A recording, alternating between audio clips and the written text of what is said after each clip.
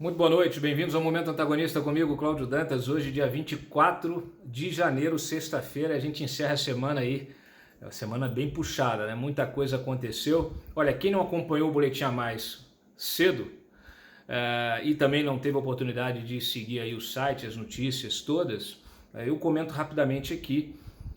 Recomendo que assistam o Boletim a Mais, mas comento rapidamente aqui este caso ainda, já para a gente encerrar esse caso da cisão, né, do Ministério de Sérgio Moro, que acabou não acontecendo em função da pressão que foi feita, né, pela imprensa e também pelos eleitores, né, cientes aí do que estava acontecendo, revoltados com a possibilidade de enfraquecimento do ministro Moro no governo, pressionaram o presidente, e o presidente ele sentiu a pressão, inclusive gravou lá na Índia um vídeo dizendo que estava sendo atacado e que era preciso que as pessoas tivessem mais compreensão, mais tolerância, esperassem ele decidir as coisas que às vezes estavam em estudo.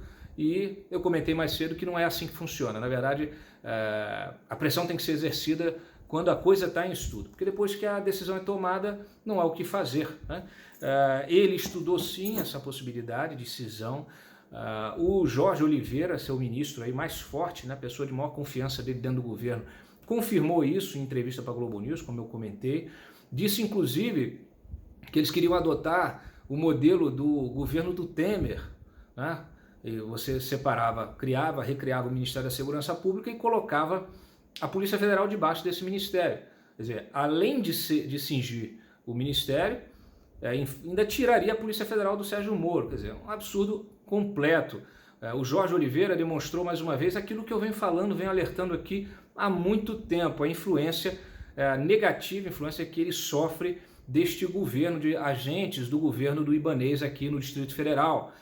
Gustavo Rocha, ex-jurídico do Jorge Oliveira, que inclusive manteve toda a equipe do Gustavo Rocha. Eu já falei isso aqui N vezes, inclusive há muito tempo que eu venho alertando sobre como que essas pessoas vinham se movendo nos bastidores. Foi ótimo que elas colocaram a cara, agora está exposto, estão todos expostos,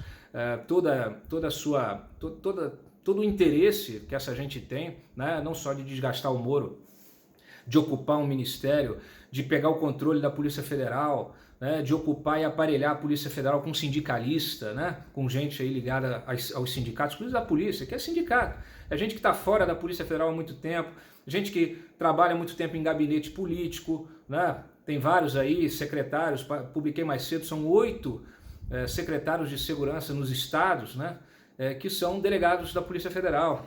Normalmente esses delegados são delegados que saíram dos quadros da PF, que saíram da investigação do dia a dia, né, e foram acompanhar algum político, né? Então o próprio Anderson Torres foi assessor lá na Câmara, acompanhou há muito tempo o Fernando Francischini, já falei sobre isso, né? Então ele até estava com medo de voltar para a Polícia Federal por baixo, né? Ele queria voltar por cima, queria assumir o comando da polícia no lugar do Valeixo, o que obviamente provocaria aí uma revolta interna, como aconteceu no caso lá do delegado, lá do diretor do Segovia, né, do Temer, e vai acontecer a mesma coisa, por quê? Porque a polícia respeita a hierarquia. Então o sujeito sai, fica quase uma década fora, e depois quer voltar por cima, e agora poderia voltar aí por baixo, porque em dezembro, e não é retaliação em relação ao que aconteceu agora, em dezembro o ministro Moro pediu à Polícia Federal para fazer um levantamento dos quadros da polícia, servidores, etc. e tal, que estão cedidos, né, a outros órgãos, a estados, etc. Para quê? Para justamente fazer uma análise, um estudo disso e convocar de volta para a Polícia Federal. Alguns, né, não são todos, mas o Anderson ficou com medo aí de voltar. Tem que ter medo. Assim como o petista lá, o secretário de Segurança do governador lá da Bahia, que é ligado ao Jacques Wagner, que também está fora há muito tempo e que pode ser convocado também para voltar. O Ministério a direção da Polícia Federal diz que não tem interesse em tirar esses secretários, porque não quer criar problema com os governadores, né? Mas, enfim, está aí analisando a coisa, né? Então tem muitos interesses envolvidos. Os sindicalistas pressionando, aproveitam essas janelas de oportunidade que aconteceram para desgastar ainda mais o Sérgio Moro, e Infelizmente, o Bolsonaro entrou nessa dinâmica e acabou saindo em função da pressão das ruas, da pressão das redes, né? Ele é suscetível a essa pressão, pelo menos em alguns episódios, né? Isso ficou claro. E é importante que as pessoas entendam, justamente, e que ele entenda também, né? E que outros políticos, especialmente, entendam que político é empregado do eleitor. O eleitor é o patrão. Falei disso mais cedo no meu boletim. Então é o seguinte, encerrada essa questão, agora fica só a dúvida sobre o que vai acontecer, o que pode acontecer com... Eles vão voltar no ataque, essa gente vai voltar no ataque em cima do Valeixo, e aí a gente espera que o Bolsonaro efetivamente, vamos dizer assim, dê um basta, né, a essas interferências, porque ele precisa entender que não é possível mexer em time que está ganhando, não é mexer nos pilares do seu próprio governo, deixar que os talentos, Sérgio Moro, o próprio Guedes, o Tarcísio, mas vários ministros talentosos estão fazendo bem o seu trabalho e continuem com liberdade para fazer o seu trabalho. Quando estiver dando errado, aí mexe, mas não sem razão, sem motivo, como estava prestes a acontecer. Então, felizmente, encerramos aí mais uma vez essa crise desnecessária, né, gerada aí num momento em que o legislativo está fechado, que o judiciário está fechado, muito parecido com o que aconteceu em janeiro do ano passado, e vamos em frente, que é o que interessa. Destaco para vocês duas notícias aqui. Uma tem a ver com o tal do relatório, daquela investigação que o BNDES contratou por 48 milhões e que não encontrou nada contra a JBS.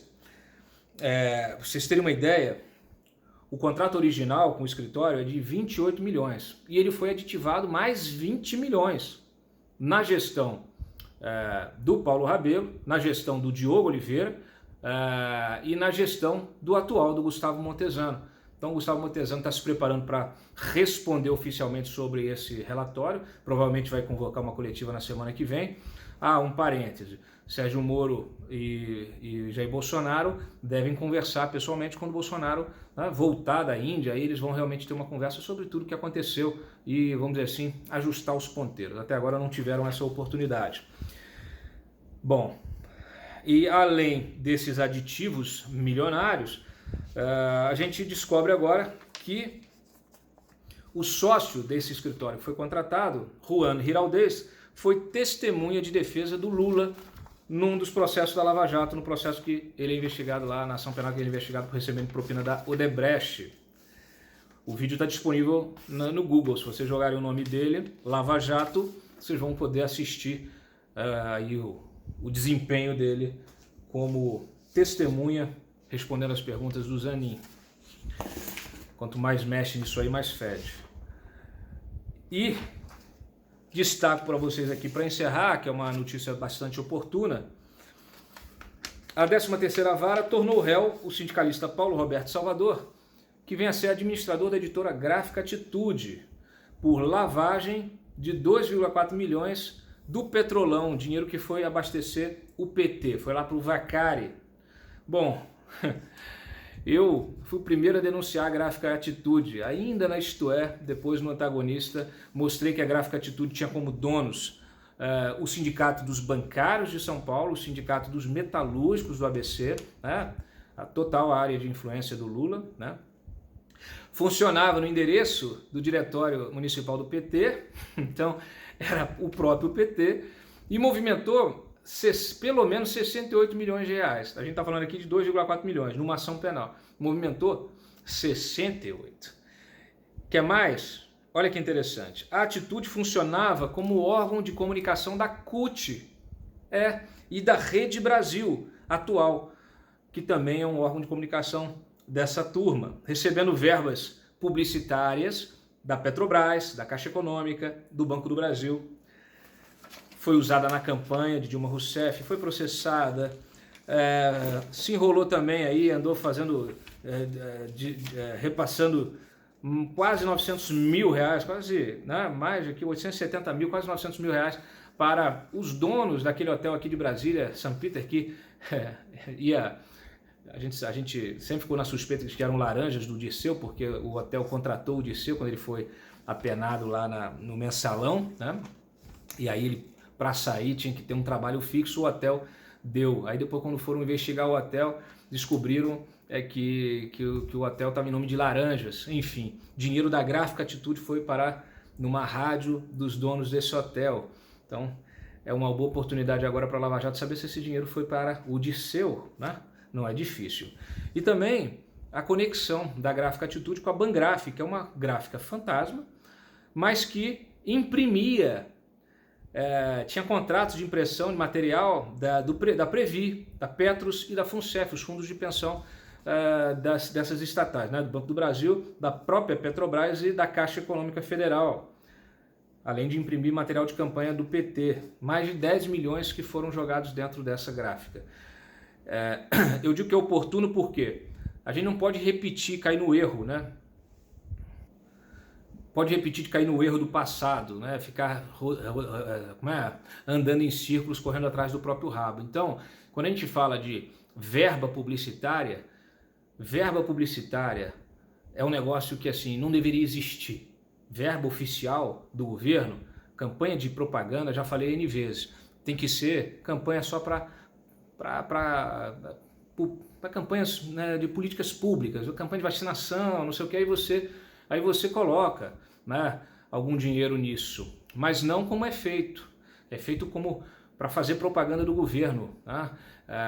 Então assim, hoje a gente tem aí toda essa problemática envolvendo a SECOM, era necessário que isso, né, se desse transparência às contas da SECOM.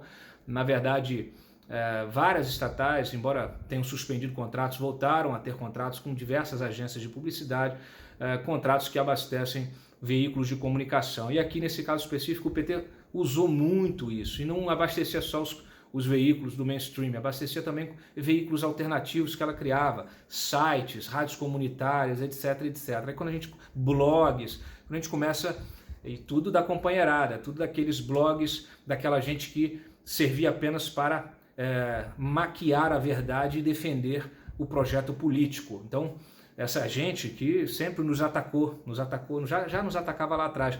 E agora a gente está sendo atacado por essa gente, por outra gente que é parecida com essa gente, né, que são esses apoiadores aí, que também agora começam a surgir suspeitos, como são financiados, né, o que estão fazendo. Então, assim, é uma gente que não quer que você conheça a verdade, que ataca o antagonista porque o antagonista é independente, não recebe dinheiro público, não depende de nada, pode falar de todo político, pode criticar todo político.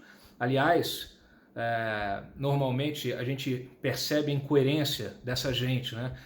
Andaram atacando a gente, vocês estão fazendo campanha para o Dória. Aí hoje mesmo a gente mostrou que o Dória mantém diversos indicados seus no governo Bolsonaro, sendo que o próprio Bolsonaro andou xingando, né? Sacaneando, entrando em conflito com o Dória em função dele ser um possível concorrente em 2022.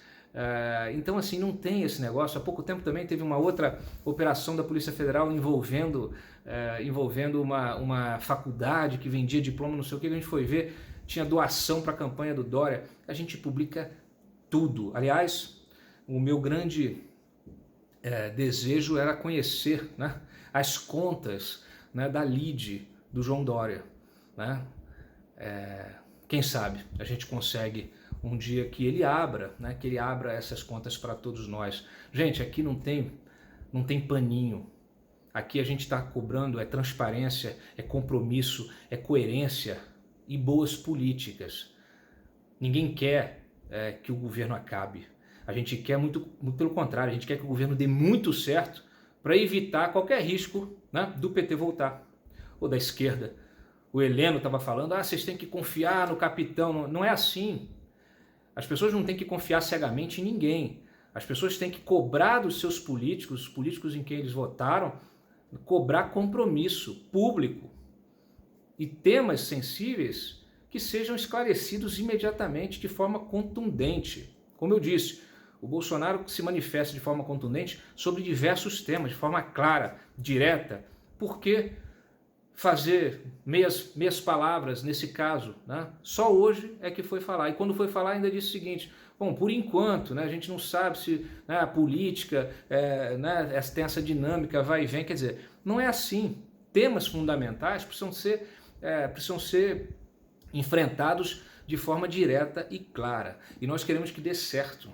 E nós estamos aqui para fiscalizar o errado. E o que foi errado do governo precisa ser corrigido. E as pessoas que forem identificadas fazendo algum tipo de besteira, elas precisam ser demitidas, né? Então é assim que tem que funcionar. Os erros do governo é que podem sim provocar uma situação de retorno da esquerda lá na frente. Então a gente tem que corrigir esse rumo, tem que evitar esse tipo de crise à toa, o legislativo fechado, o judiciário fechado e o governo, né, enfrentando crise criada por ele mesmo, tá bom? Então é isso aí, não acreditem em fake news, não acreditem na pós-verdade, acreditem naquilo que você possa ouvir, ver, ler, tocar, como eu disse pela manhã, não é difícil. E eu sempre digo, não confie cegamente em ninguém, nem na gente, não se baste ouvindo o antagonista, ouça outros veículos de comunicação, ouça outras opiniões, tire as suas próprias conclusões. Quem gosta muito de impor uma vontade, uma visão daquilo que você tem que acreditar porque o que está falando é a verdade absoluta, é justamente aquela gente que quer manipular a sua opinião.